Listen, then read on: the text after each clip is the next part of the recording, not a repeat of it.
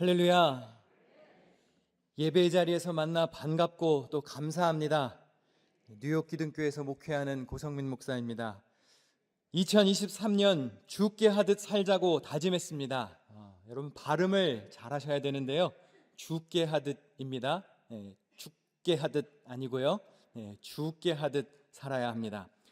가정과 일터 또 교회와 공동체를 위해서 죽게 하듯 하며 살리는 삶을 살아야지 죽게 하는 것은 하나님의 뜻이 아닙니다. 우리 요한일서 4장 9절을 같이 읽어보실까요? 시작. 하나님의 사랑이 우리에게 이렇게 나타난 바 되었으니 하나님이 자기의 독생자를 세상에 보내심은 그로 말미암아 우리를 살리려 하심이라. 하나님이 예수님을 보내신 이유는 우리를 살리려 하심입니다. 주님이 살리려고 하시는데 우리가 죽게 만들면 되겠습니까? 2023년 힘들고 어려운 일이 많이 있겠지만 죽겠다는 소리보다는 살겠다는 소리를 더 많이 하시고 또 죽게 만드는 삶을 살지 말고 죽게 하듯 정성을 다하는 삶이 되시기를 축원합니다. 우리 함께 성경을 들고 우리의 믿음을 고백하겠습니다. 저는 예수 믿어 구원받았습니다. 저는 예수 믿어 하나님 자녀 되었습니다. 저는 예수 믿어 천국 백성 되었습니다. 하나님께서 선물로 주신 오늘 하나님 말씀으로 가르침을 받습니다. 눈을 열어 주의 법 안에 있는 놀라운 진리를 보고 깨닫게 하소서. 아멘으로 순종하여 하나님께 영광 돌리는 삶 되게 하소서. 아멘. 고백한 대로 사시기를 축원합니다. 올해 목회 주제는 기둥교회, 천안기둥교회, 또 밴쿠버 기둥교회와 뉴욕 기둥교회가 공유합니다. 연초에 네 교회의 목회자들이 준비한 공동 설교를 각 교회에서 형편에 맞게 전하고 있습니다. 오늘은 주제에 관한 말씀과 함께 헌금 또 헌신에 관한 말씀을 전하려고 합니다. 네 교회의 네 목회자 4인 4색의 설교를 듣는 동안 여러분에게도 4배의 은혜가 있으시기를 축원합니다. 한국교회 트렌드 2023이라는 책에 보면 현대 교회가 주목해야 할 10가지 현상을 소개하고 있습니다.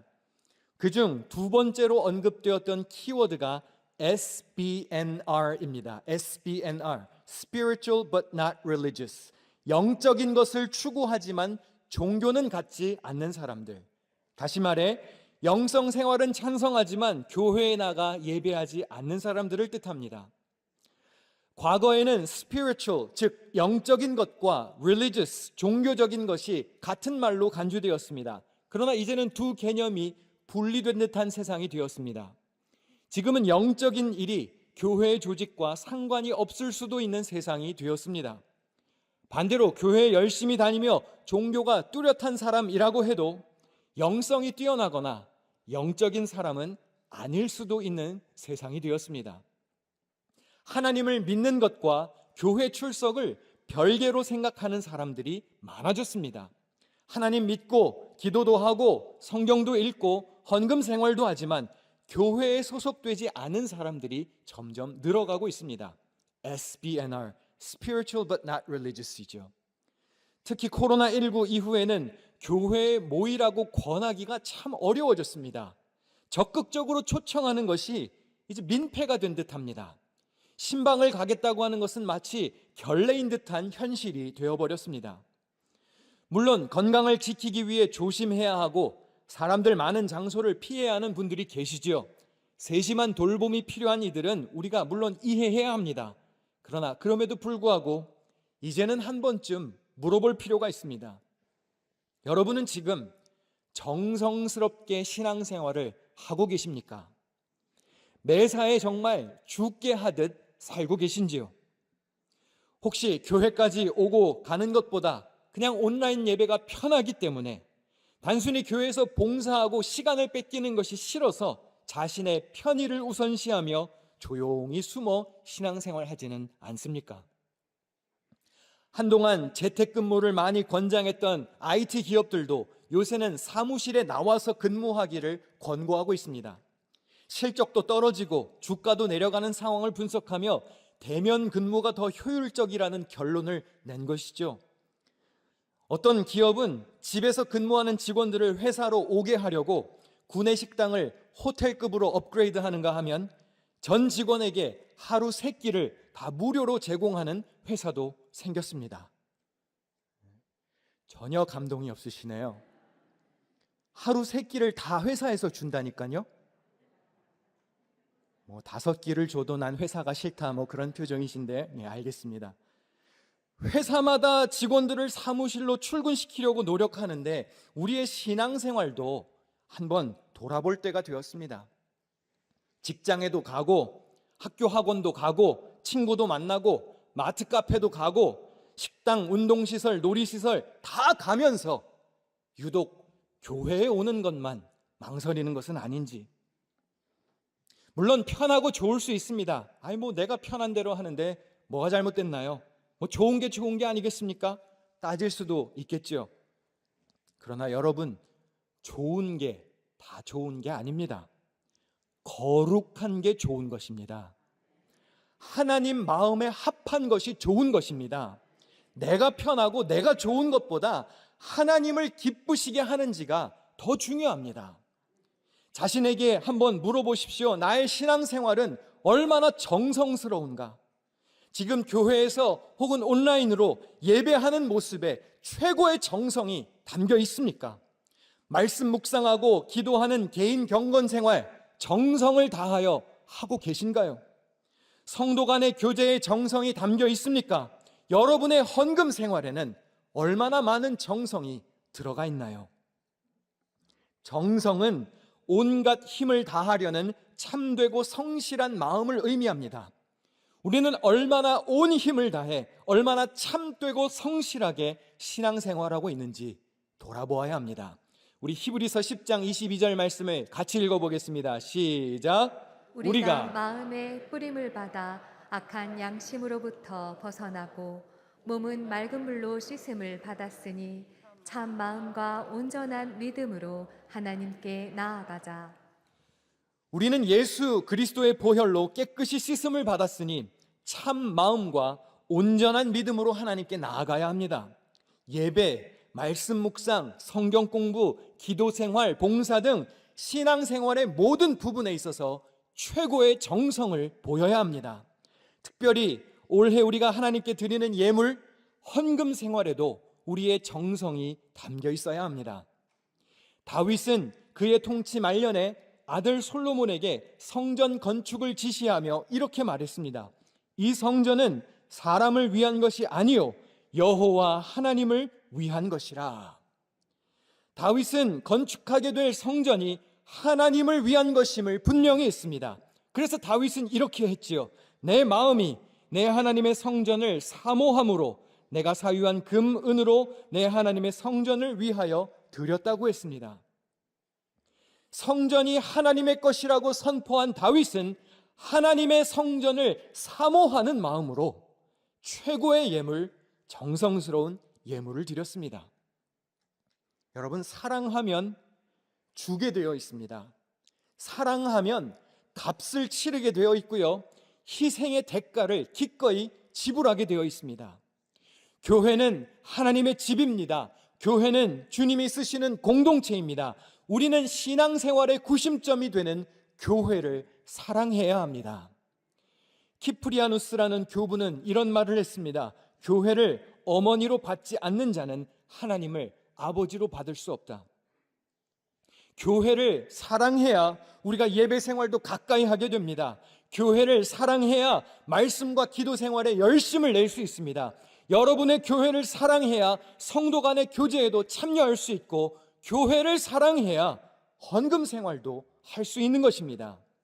교회를 어머니처럼 사랑하지 않고 아끼지 않는 자가 어떻게 하나님을 아버지라 부를 수 있겠습니까? 교회 공동체를 사모하지 않고 와해시키는 이가 어떻게 아버지 하나님을 예배할 수 있겠습니까? 성전을 사모했던 다윗의 지시에 따라 이스라엘 백성들도 건축에 마음과 정성을 모았습니다. 우리 말씀을 같이 한번 읽어보실까요? 시작.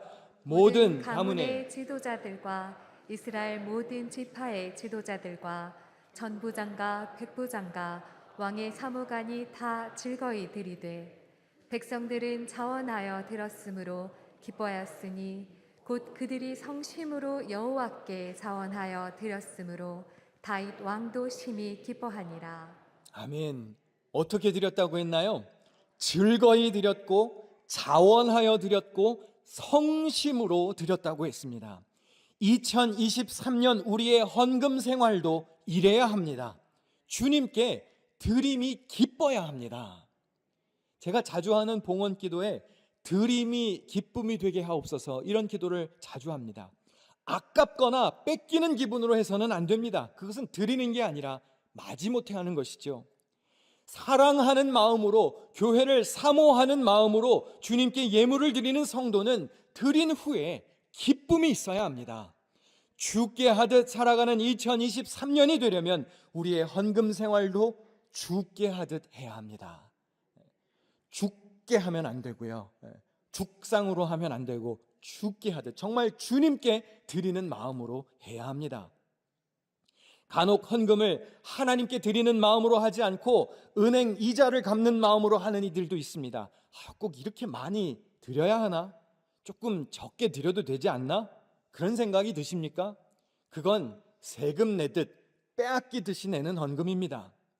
내가 이만큼 드리기로 정했으니, 이때쯤 드리기로 작정했으니 하는 의무감에서 드리는 이들도 있습니다.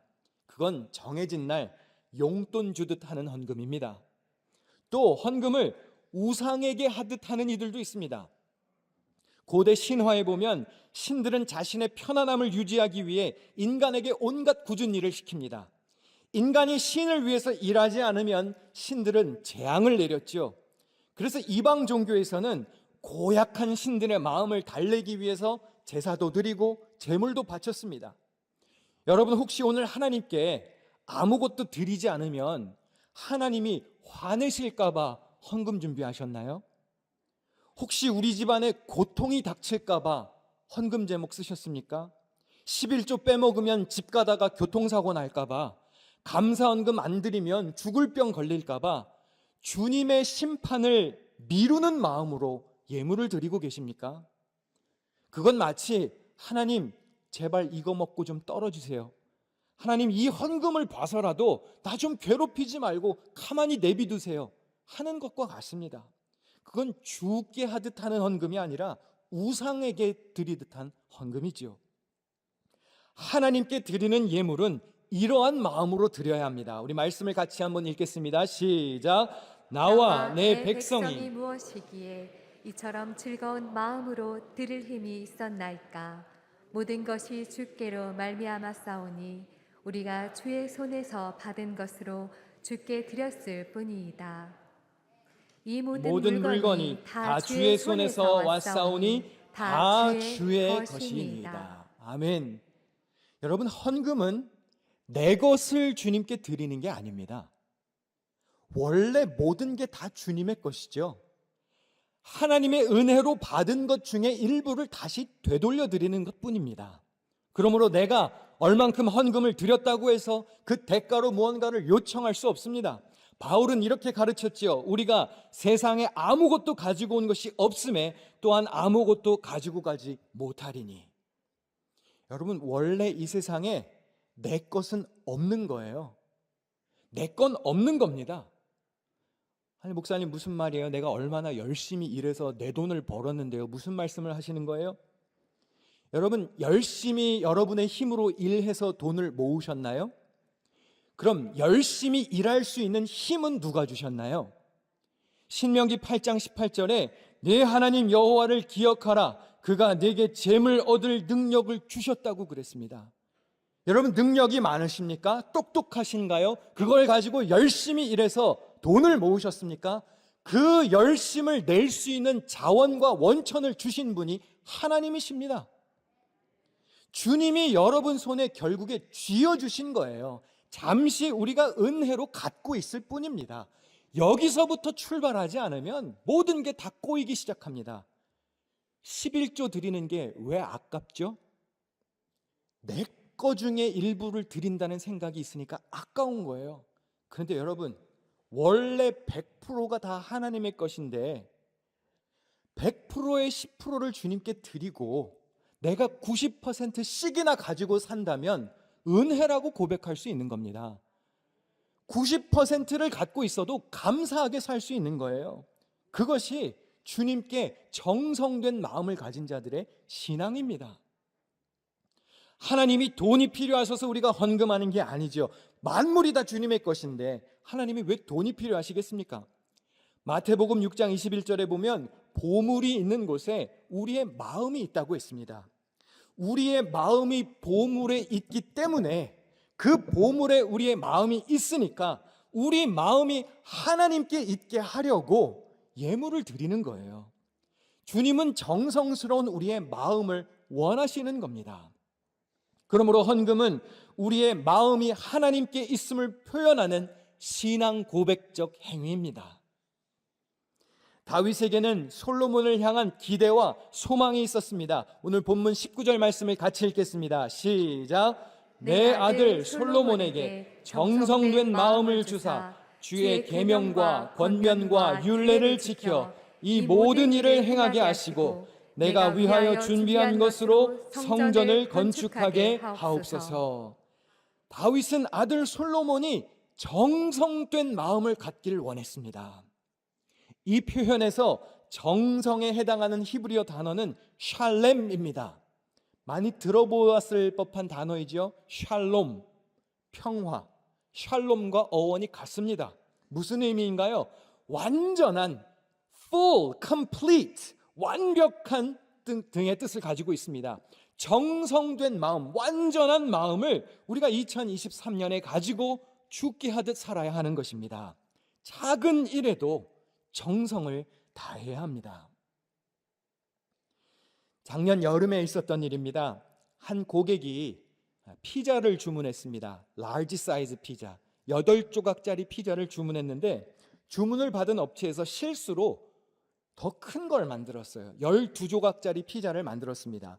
근데 배달하기 직전에 주문된 것과 다른 걸 만들었다는 것을 알고는 업주가 고민을 하다가 8조각짜리를 주문했는데 12조각짜리를 만들었네?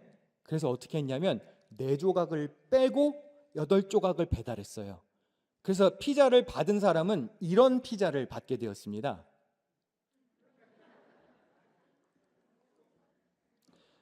여덟 조각짜리 주문했으니까 8조각 드렸잖아요. 그러니까 업주는 아무 문제가 없지 않냐 그랬어요. 그런데 여러분, 집에 친구가 놀러 왔는데 피자 주문했는데 저렇게 오면 식탁에 올릴 수 있겠습니까? 아니, 여러분이라면 드실 수 있겠나요? 누가 먹다 만 것 같죠? 이 고객이 아쉬운 리뷰를 찍어서 올렸고 뉴스에도 보도가 되었습니다. 설령 실수로 더 큰 피자를 만들었다고 해도 그냥 그대로 배달을 했더라면 어땠을까요? 그러면서 죄송합니다. 주문한 것과 다른 것을 만들었네요. 이거 드시고 다음번에는 저희가 서비스로 더 잘해드릴게요. 그러면서 뭐 음료수라도 하나 주든지 아니면 무료로 주든지 그러면 고객이 감동을 받지 않겠습니까? 아닌가요? 저렇게 4조각 빼서 주는 게 옳은 건가요? 혹시 그 피자집 주인이 여기 계신지 제가 좀 염려가 되기는 하지만 고객을 향한 정성이 좀 부족했다고 밖에는 느껴지지 않아요. 식당은 음식도 중요하지만 고객의 마음도 얻어야 합니다. 근데 제가 이 기사를 보고 혼자 생각한 것이 있습니다. 우리가 하나님께 드리는 헌신, 우리가 하나님께 드리는 예물도 혹시 이와 같지는 않은가? 완전한 12조각짜리에서 4조각은 딱 빠져있는, 무언가 결핍되고 빠져있고 하나님 보시기에도 이게 뭐지? 이런 황당한 게 어디 있지? 하실 만한 헌신과 예물은 아닐지. 예수 믿고 구원받은 우리를 세상 사람들이 볼 때 혹시 저 4조각 빠진 피자의 모습과 같지는 않을까요? 저들이 예수님 닮고 싶다고 열심히 사는 것 같기는 한데 내용물이 아주 없지는 않아 보이는데 무언가 정성도 부족하고 사랑이 없는 모습은 아닐지. 그래서 하나님 마음에 들지도 못하고 세상을 감동시키는 데에도 실패해서 소금과 빛의 사명을 다 잘 감당하지 못하고 있는 것은 아닌지 돌아볼 필요가 있습니다. 다윗이 말한 정성된 마음을 원문에 가깝게 더 번역하면 온전한 마음이 됩니다. 온전한 마음, 정성된 마음, 온전한 마음. 2023년 우리에게 꼭 필요한 마음의 자세일 것입니다. 몇 조각 빠져서 허해 보이는 믿음이 아니라 꽉 차 있는 온전한 믿음이 되어야 합니다. 얼마 전 저희 아이들과 어린이 성경책을 읽다가 가난한 과부가 두 렙돈 헌금한 이야기를 읽게 되었습니다. 렙돈은 작다라는 뜻입니다. 그리스 화폐의 최소 단위이고 작은 동전입니다. 가난한 과부가 적은 돈이지만 두 렙돈 전부를 드렸지요. 부자들은 넉넉한 중에 일부를 드렸습니다. 액수가 커도 풍족한 것 중 일부를 드리는 것보다 액수가 적어도 전부를 바치는 것은 어렵습니다. 예수님은 이 과부의 정성 어린 믿음을 강조했고 그녀의 헌금을 칭찬하셨습니다. 그래서 아이들에게 말해주었죠. 나중에 너희들도 크면 너희들이 직접 번 돈으로 너희들이 감사한 만큼 하나님께 헌금해야 되는 거다. 자발적 헌금을 하나님께 드려야 한다. 그렇게 말했더니 아들 녀석이 한참 생각하다가 그럼 난 전부를 다 헌금할래요 이러는 거예요. 그 순수한 마음과 온전한 헌신을 드리려는 마음이 변치 않기를 위해서 기도했습니다. 제가 이미 잘 알고 있던 말씀이고 유명한 말씀이었지만 그날따라 유독 어린이 성경을 읽으면서 눈에 들어왔던 구절이 있었습니다. 예수께서 헌금함을 대하여 앉으사 무리가 어떻게 헌금함에 돈 넣는가를 보셨다고 그랬어요. 예수님이 헌금함 앞에 앉으셔서 헌금하는 이들이 얼마를 내는지 보셨습니다. 그렇죠. 헌금을 어디에 어떻게 얼마나 잘 사용하는지도 물론 중요합니다. 그러나 그보다 먼저 생각할 것이 있습니다. 우리가 하나님 보시기에 과연 부끄럽지 않은 헌신, 정성된 예물을 드리고 있는지를 따져보아야 합니다. 여러분, 성경 말씀대로 오늘날 하자면요, 우리가 헌금을 드릴 때마다 우리가 마트 가서 물건 찍을 때마다 바코드 삑 찍으면 모니터에 뜨잖아요. 삑 얼마, 삑 얼마. 그럼 성경대로 하자면 오늘도 헌금을 낼 때 아무아무게 얼마, 아무아무게 얼마 화면에 떠야 돼요. 왜요? 예수님이 헌금함 앞에서 얼마를 내는지 보시고 계셨습니다. 그럼 과연 묻고 싶습니다. 오늘 우리가 드리는 예배, 우리가 시간과 정성을 들여서 하는 봉사, 특별히 여러분이 정성스럽게 준비하여 드리는 헌금이 과연 하나님 보시기에 흡족할 만한 헌신입니까? 2023년 처음부터 마지막까지 매사에 정성을 다하는 모습으로 살아야 합니다. 그래서 하나님과 세상에 감동을 주는 한 해가 될 수 있어야 합니다. 가정에서 가까운 가족들에게 먼저 정성된 마음으로 대해야 합니다. 일터에서도 아랫사람이든 높은 사람이든 온전한 마음으로 대해야 합니다. 무엇보다 교회에서 하나님 앞에서 꽉 차 있는 빈틈없는 가득한 정성으로 예배하고 섬기고 바치고 드려야 합니다. 모든 일에 주께 하듯 살며 하나님과 사람들에게 칭찬받는 2023년의 주인공이 되시기를 주님의 이름으로 부탁드립니다.